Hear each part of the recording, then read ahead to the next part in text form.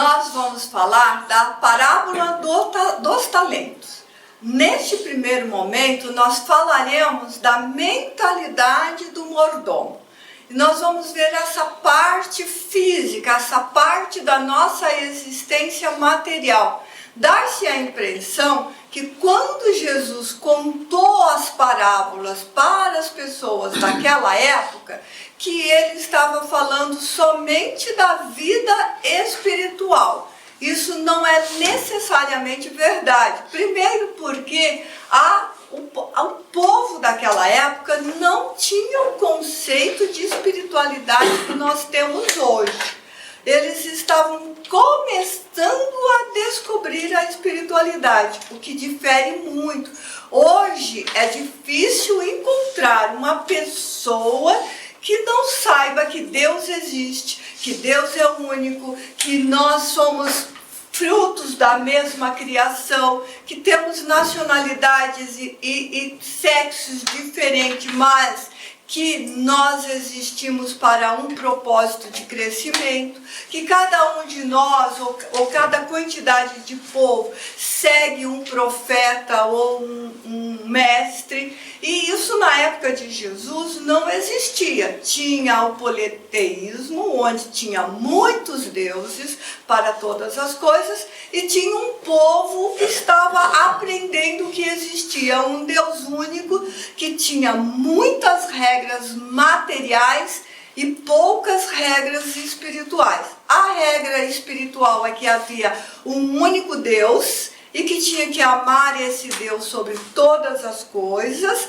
e a regra mais importante era o mandamento do pai e a mãe. Honrai ao vosso pai e à vossa mãe, para que tenha uma longa vida na terra que o Senhor teu Deus vai te dar. Então todo mundo fazia de tudo para tratar, pelo menos externamente, o pai e a mãe, para o outro enxergar, e é isso que é o externamente, e ter essa longa vida. E quem é que quer uma longa vida de miserabilidade? Então todos eles tinham um esforço muito grande em ter uma vida em abundância. É por isso que a primeira fala de Jesus é: eu vim para que todos, aí não era só um grupo, todos tenham vida e vida em abundância. Então a partir desse instante é que nós vamos fazer esse teste de falar a parábola. Na parábola dos filhos pródigo e o filho avarento, eu também já separei a parábola pelo fato de que a gente fala muito do filho pródigo, mas não fala nada do... Vou parar de projetar a voz, aí vocês me dizem se tá boa, tá? Estão me ouvindo? Tá, ótimo. Isso melhora bastante, obrigada. Mas nós quase não falamos do filho avarento. E os dois casos são ruins. Um porque desperdiça demais a herança, desperdiça demais o dinheiro físico, e o filho avarento não quer gastar de forma alguma o dinheiro. As duas coisas são muito ruins.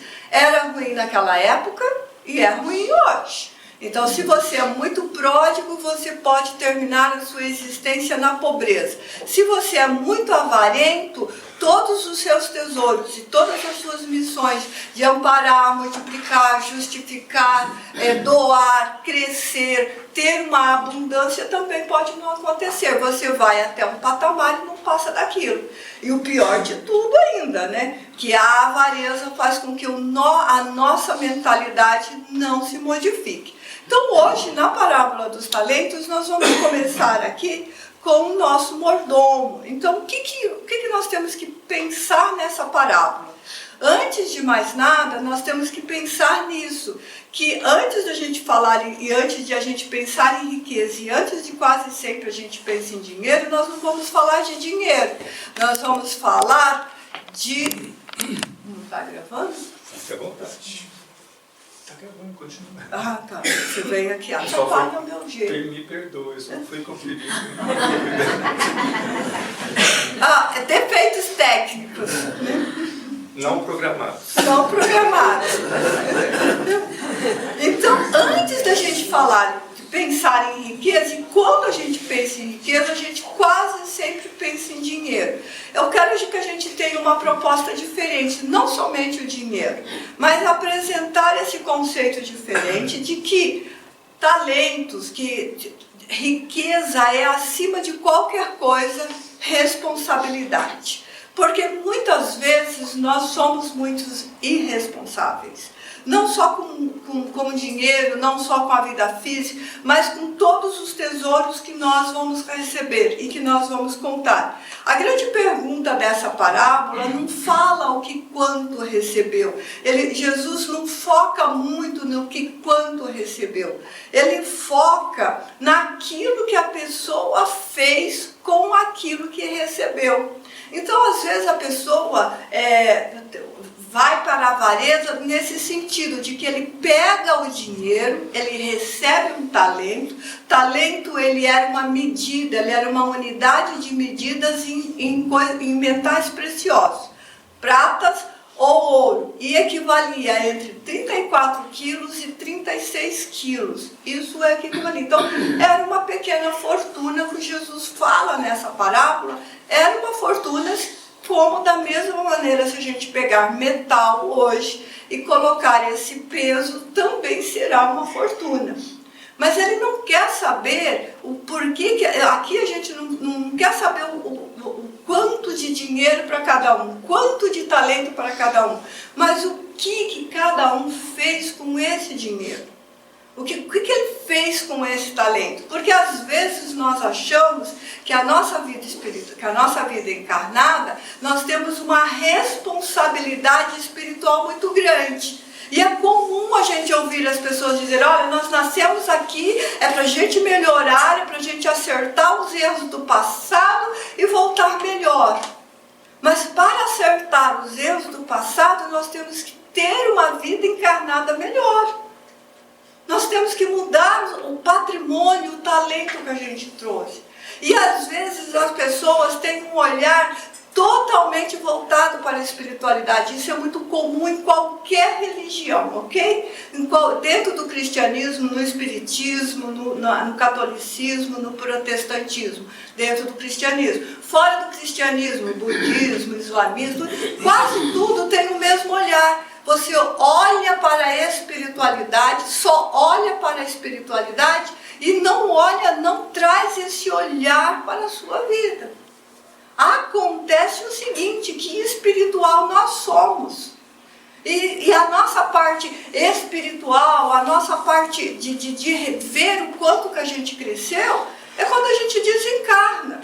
Não é quando nós estamos encarnados. Aqui nós estamos fazendo provas. O que é fazer provas? É exatamente igual à escola. Você vai para a escola, você estuda, você aprende uma matéria e tem o dia da prova. Aqui nós estudamos essa matéria e a gente vem aqui fazer provas. Só que antes das provas começarem, nós temos um tempo de estudar mais matéria. Que tempo é esse? O tempo que nós nascemos. Tem 2 professores que cuidam de nós. Esses 2 professores são quem? Pai e mãe. Então eles ensinam. E aí eles buscam outros professores. Que outros professores? Escola, tios, avós. E não vem com essa história de que eu sou avó e eu estou aqui para estragar. A avó tem responsabilidade em dobro. Ela não tem que estragar nada, porque senão ela que vai ter que refazer o caminho. Desviou um ser, arestou um ser para o lado errado. E ainda atrapalha os pais de educar. Então, avós não estão aqui para estragar netos, estão aqui para ver se os filhos deles passarem, se eles vão ser doutores. Porque o doutorado do ensino é do avô e da avó. O filho foi educado, casou, tem filho, está ensinando esse filho corretamente, está ensinando melhor do que eu, eles ensinam de uma maneira diferente e melhor. O que é esse negócio aí que eu não sei? Ensina-me também. É para isso que nós estamos encarnados. E tudo isso que eu estou falando para vocês é espiritualidade. Tirou nota 1000 na prova. Volta lá, isso daqui eu já fiz, não preciso fazer mais, vou estudar esse outro assunto, vou abrir esse outro talento e vou nascer de novo. Agora a gente nasce e morre, desencarna do mesmo jeito, sem prestar atenção nessa responsabilidade. Então sim, o maior patrimônio começa na nossa responsabilidade. O que é o mordomo? Então, na época de Jesus, o mordomo era um administrador dos bens de outras pessoas. E isso não mudou na lei de Deus. Nós continuamos mordomos, continuamos administrando os bens de Deus. Continua a mesma coisa. Tudo que nós falamos que é nosso, não é nosso. Nem o nosso corpo físico. Vieste do pó retornarás. Até o teu corpo fui eu que te dei. Então nós temos que entender isto, que nós somos administradores. Então a casa que nós temos, o carro, o trabalho, os bens materiais que nós temos, nós somos mordomos do dono. Nós estamos administrando para o dono e nós temos que administrar com sabedoria. Então o que nós administramos? Casa, terras. Aqui tem servos, porque está no original da Bíblia. Hoje esses servos são funcionários. Como que nós tratamos os funcionários? É bastante comum nós tratarmos os funcionários no termos pejorativo. Isso é muito desagradável. Muito desagradável, mesmo que nós não tivéssemos nenhuma religião, é muito desagradável dizer o lixeiro, ele é limpeza pública, quem junta lixo somos nós. A minha faxineira, ela é a secretária da sua casa, graças a ela a sua casa fica linda, maravilhosa. Entendeu? E aí a gente fala assim, ai, o meu médico, o doutor fulano de tal, por que não tem a mesma consideração? Por que o doutor fulano de tal é tratado num pedestal e a pessoa que te serve o café, você não olha nem na cara, não fala bom dia, não agradece? Então é nesse sentido que a gente tem que entender que nós somos responsáveis e temos que administrar. Se nós não entendermos isso, se nós não respeitarmos isso, nós vamos continuar degradando. E não muda muito não, viu gente? Essa noite eu tive um sonho muito interessante onde eu tinha desencarnado. Eu tinha consciência plena que estava desencarnada e estava na espiritualidade. E não diferia muito não. O lugar que eu estava, todo mundo tinha consciência que estava desencarnado e estava bem. Mas o restante do lugar da terra continuava em guerra, continuava roubando, continuava matando, continuava do mesmo jeito. E a gente tinha que se proteger do mesmo jeito. Então nós temos que entender isso. Foi muito bonito, eu acordei por dentro e falei, nunca mais eu quero esquecer esses sonhos. Quero guardar esse sonho com muito detalhe. O quanto que é muito similar ao que nós vivemos na Terra e é aqui que a gente modifica para modificar a faixa invisível aos nossos olhos. E que outra coisa que também, olha lá, de novo, a gente tem que cuidar disso com responsabilidade. Da mesma forma que a Bíblia apresentou o humano como administrador, isso não mudou nada. Nós continuamos administradores dos bens de Deus. Uns têm mais talentos, outros têm menos talentos, mas todos nós vamos prestar conta daquilo que nós recebemos. E não pense que é uma parábola, eu estou tentando mostrar para vocês que é uma realidade. Que nós vivemos dentro desta parábola o tempo inteiro, só que nós não temos percepção disso. A visão simbólica dessa parábola. Sobre a leitura espírita, nós podemos construir um paralelo simbólico. Deus é o verdadeiro proprietário de todas as coisas. Jesus é o governador espiritual da terra que organiza a administração do mundo e confia a responsabilidade aos seus servos, do qual ele chamou de amigo.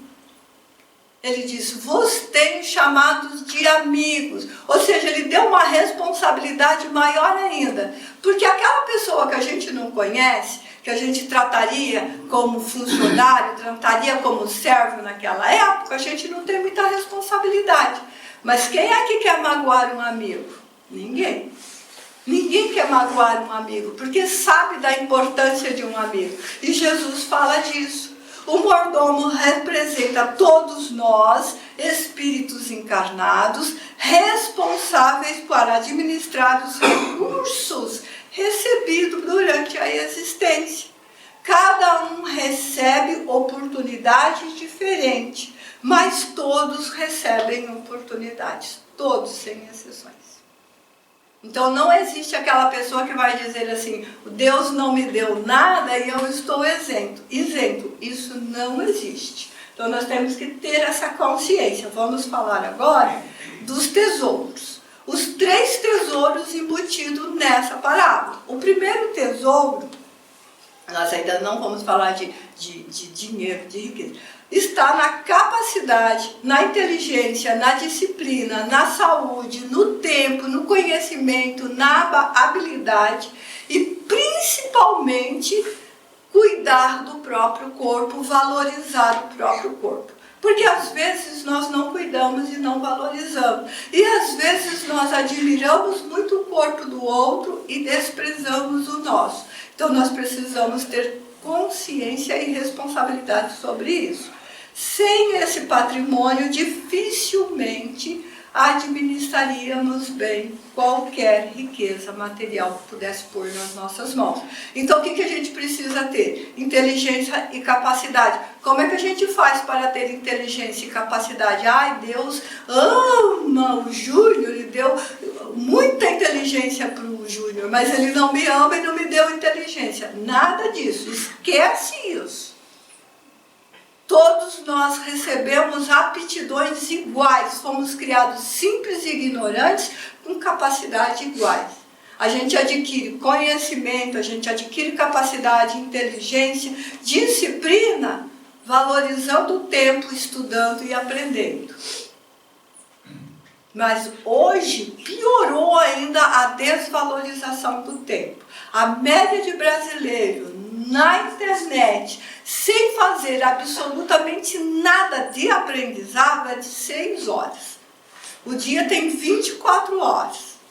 10 horas desses dias, entre 8 e 10 horas, é para trabalho. 8 horas é para sono. É isso que Deus colocou para a gente. 8 horas, a média de sono é entre 7 e 9 horas, tá? A média é 8 horas. 8 horas de sono, 8 horas de trabalho, mais deslocação, 10 horas de trabalho. 6 horas sobra para a gente fazer todas as demais coisas. Limpar, cozinhar, ir para a academia, ir fazer beleza, cuidar da beleza, ir no médico, fazer todas as outras coisas, está em 6 horas. O que nós fazemos? E nós temos um dia para descansar. O que nós fazemos?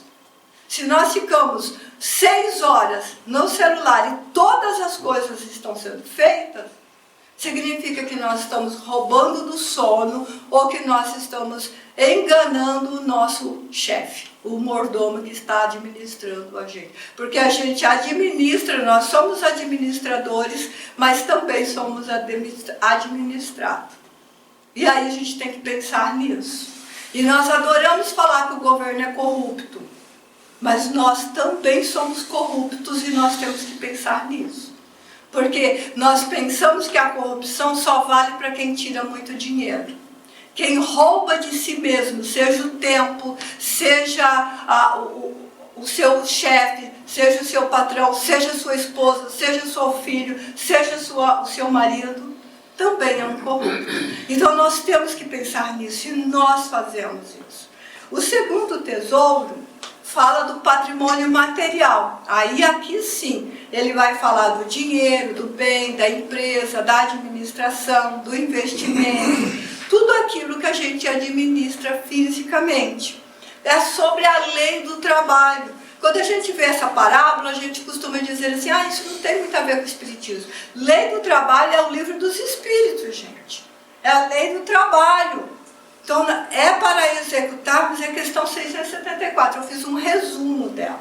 Você entendeu? Deus não exige contas do trabalho que executamos, mas daqueles que podemos ter feito e não fizemos. Então, nós sempre vamos responder por aquilo que nós poderíamos ter feito e não fizemos. Amar mais, ser mais afetuoso, ser mais generoso, ser mais caridoso, ser mais afetivo, estar presente, presente de verdade. Porque presente não é ficar sentado ao lado de uma pessoa olhando o celular. Isso não é presente. Você está de corpo físico, a alma está em outro lugar. Silêncio. Os casamentos se tornaram casamentos de silêncio, de autotormento. A esposa não pode se manifestar, o esposo é muito bravo. Tem gente que é tão bravo que a esposa abre a boca e ele já grita.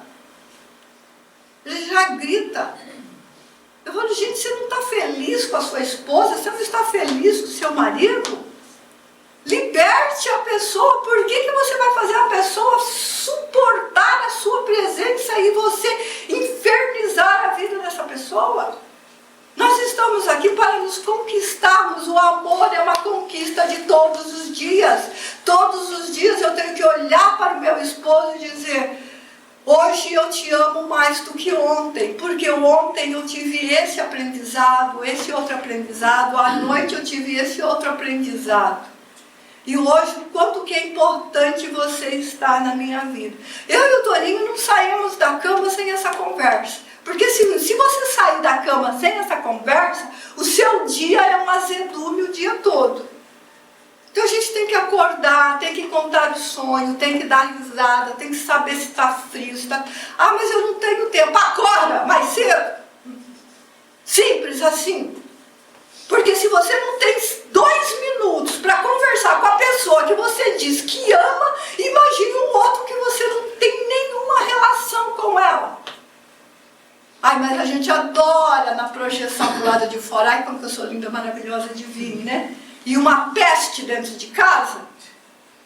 Nós temos que tomar cuidado com isso. Deus não vai pedir conta do que a gente faz fora de casa.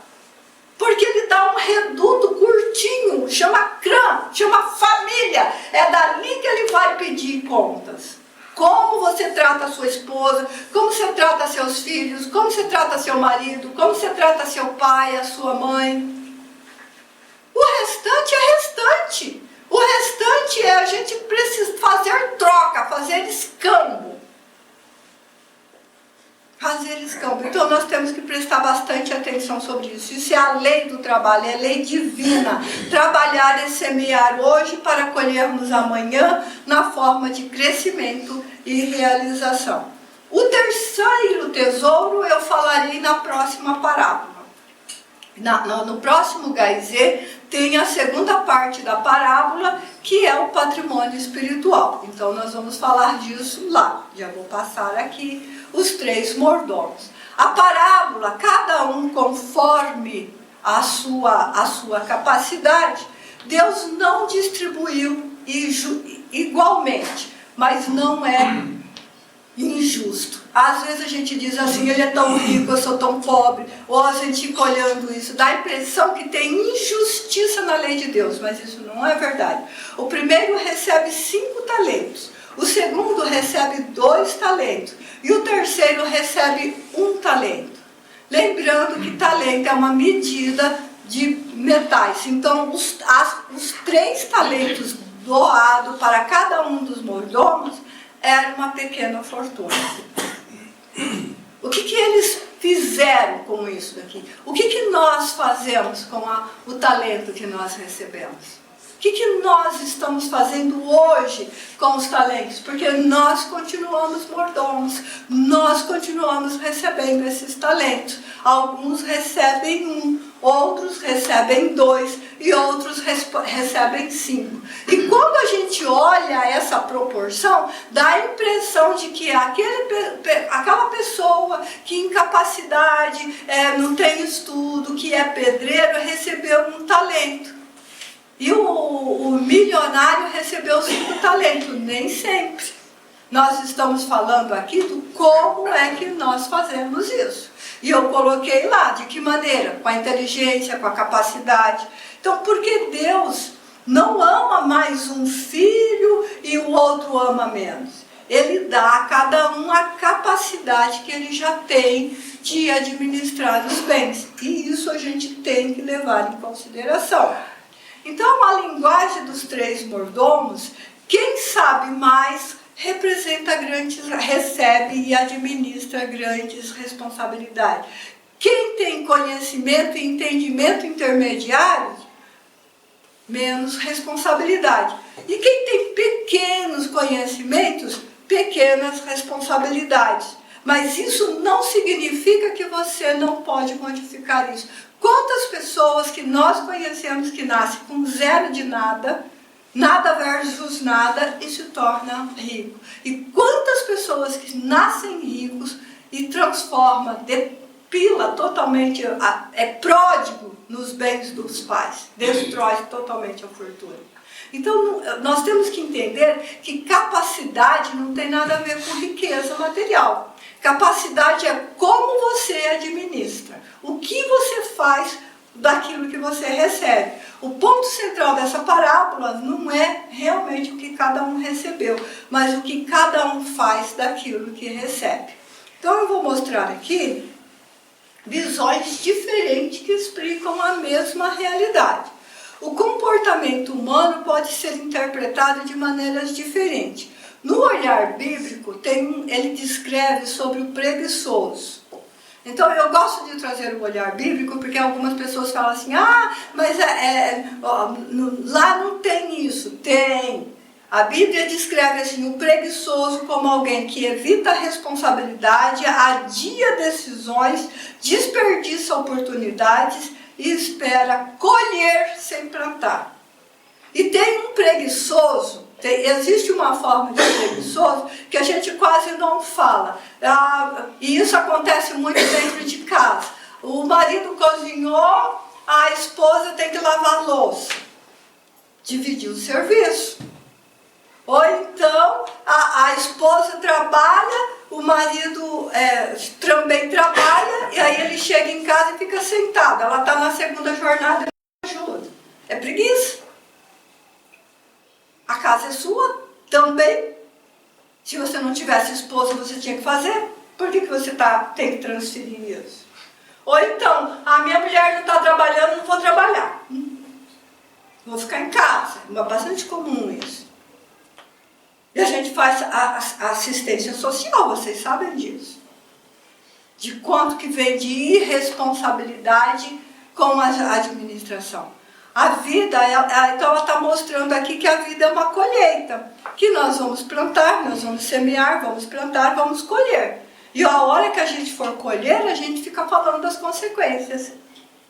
Nós choramos tanto naquilo que nós colhemos, e aí a gente quer achar um responsável. Minha vida está uma porcaria. Quem é responsável? A minha vida está amarrada. Tem espíritos amarrando a minha vida, ou alguém amarrou a minha vida, porque a gente quer um responsável pelas nossas consequências.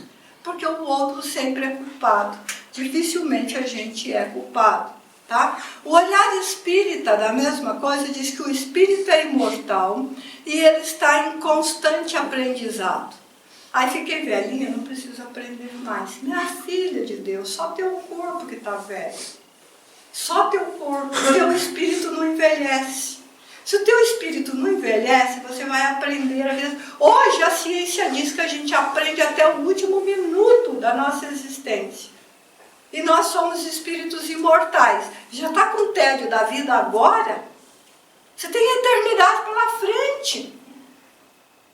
E aí tem algumas pessoas que envelhecem o corpo físico e envelhecem o espírito. No caso de nós que somos espíritas, envelhecemos o perispírito. E aí eu não vejo a hora de desencarnar para o meu perispírito rejuvenescer. Por que tu não rejuvenesce agora, criatura de Deus? Você faz prática, você vai na academia, você come suplemento. É só você alimentar o seu espírito de coisas boas, de maravilha.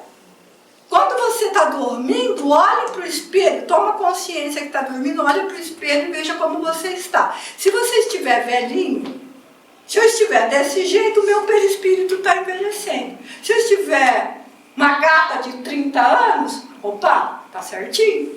É isso que a gente tem que pensar.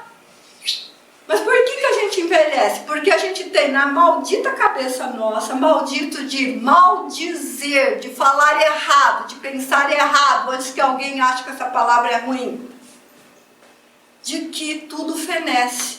Fenece o corpo físico, gente. O corpo físico, o espírito não.